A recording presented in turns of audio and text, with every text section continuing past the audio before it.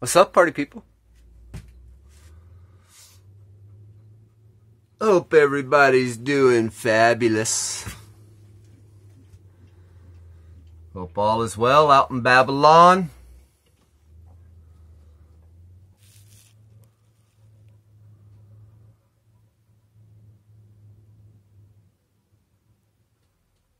Story time. I'm just trying to remember what I was going to title this video. I was going to say the title of, I can't remember what I was going to call this thing. I do remember what I was going to shoot a video about, though.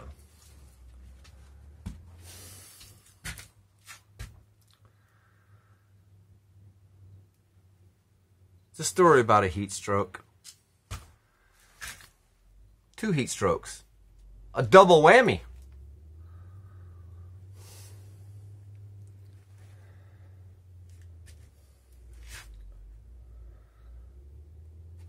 This was years ago, 2013. I've been out here 1 year, didn't have a lot of power.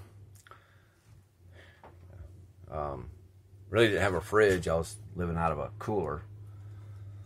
Perpetual camping. And I had a heat stroke, went to the hospital. It was bad. Dangerously low potassium. May have cooked my brain a little bit. So they kept me, I think, 4 days. It was a bad one. They kept me 4, maybe 5 days. Now, they usually release you from the hospital right after lunch, right after 12. It's the hottest part of the day.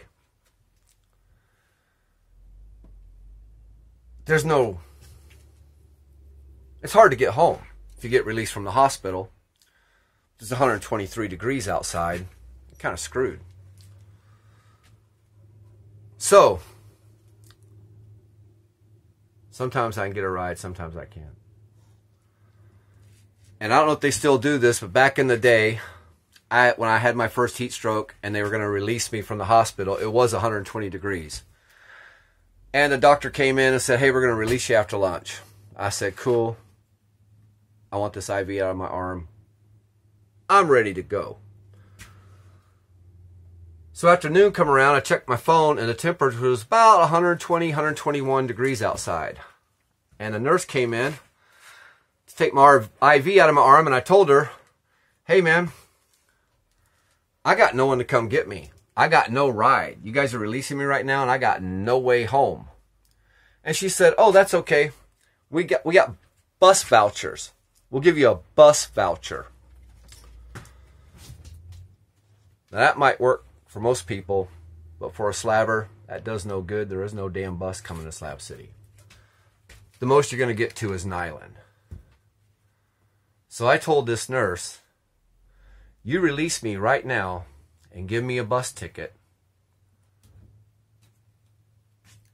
When I get off in Niland, I've got a 5-mile walk to my camp. She opened her mouth to say something, but before she even said anything, I said, look, we both know I'll be dead. You think I'm going to walk 5 miles in 120 degree temperature? I got no money in my pocket, so I can't buy any water. The bus drops me off 5 miles from my house.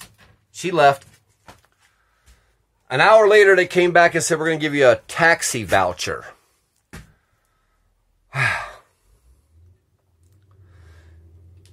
Basically, sign this piece of paper. They sign it. The taxi signs it, and you give them this piece of paper. And for a cab ride back then, from the hospital in Brawley to Slab City was $50. So I got this $50 taxi voucher, and it took me home. Had a few more heat strokes after that. Always got the cab voucher. Took a cab home. Some cabs, when they say, oh, I'm going to Slab City, some of them will tell you, I'm not leaving the paved roads. I'm not going to leave pavement. So if your home is on the dirt road, I'm not going to leave pavement. Cool, whatever. So this particular heat stroke, I go through the routine. Going to get a cab voucher. And I get in the cab. I head home. And he says, I'm not leaving the pavement. I said, cool, man. Drop me off on Beale Road, right across the street from the range. My buddy James lives there on that slab. I'll just go hang out with him. Anyway, I'd been in the hospital for 4 or 5 days, and like I said, I had no fridge, I had a cooler, so I knew I had nothing cold to drink. I knew I was going to suffer when I got back here out of the hospital. So, yeah, I'm going to get dropped off at James because he's got cold beverages. Cab driver drops me off. I walk up onto the slab. James, James, hey James. No James. So, I grab me a Coca-Cola out of his cooler, and I sit down and I wait for him. I figured he just went to Niland to the store. 15, 20 minutes go by. I turn on his TV. I grab another soda. Sitting there in his camp, waiting for him to show up. He's not showing up. Then my phone rings. It's James. I said, hey man, what's up? And he says to me, hey, what hospital room are you in? I said, what? He goes, dude, I just got admitted to the hospital. What room are you in? I said, I'm not in a hospital room, James. I'm sitting in your living room, drinking soda and watching your TV. Turns out he was in room like 219 and I was in room 216. Why was James in the hospital? Heat stroke. Dangerously low potassium. Both of us. I went 4 days early. The whole time I was in the hospital is 120, 125 every day. It wore him down.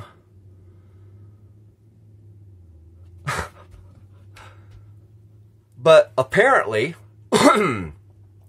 while I was having lunch the day I was getting released, he was down in the ER just going through it, right? When I got in the cab to go home, they were stabilizing him and admitted him to the hospital 3 doors down from where I was staying.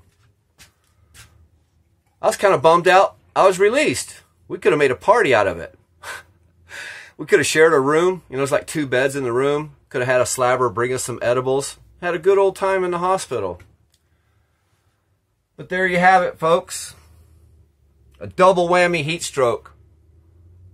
My friend James and myself. The day I get out of the hospital is the day he goes into the hospital. Slab life. Can't avoid the heat. Of course, my situation has greatly improved.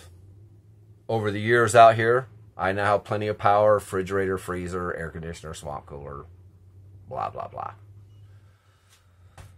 But back then, it was a little rough on me out here, trying to get my shit together. Build some kind of compound.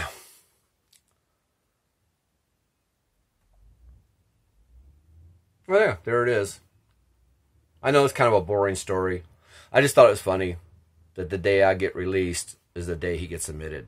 For the same damn thing. Heat stroke, dangerously low potassium. Peace and love. Live long and prosper. Live long and prosper.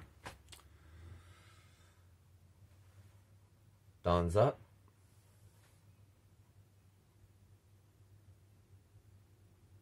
Stay hydrated. And you know where I'm at.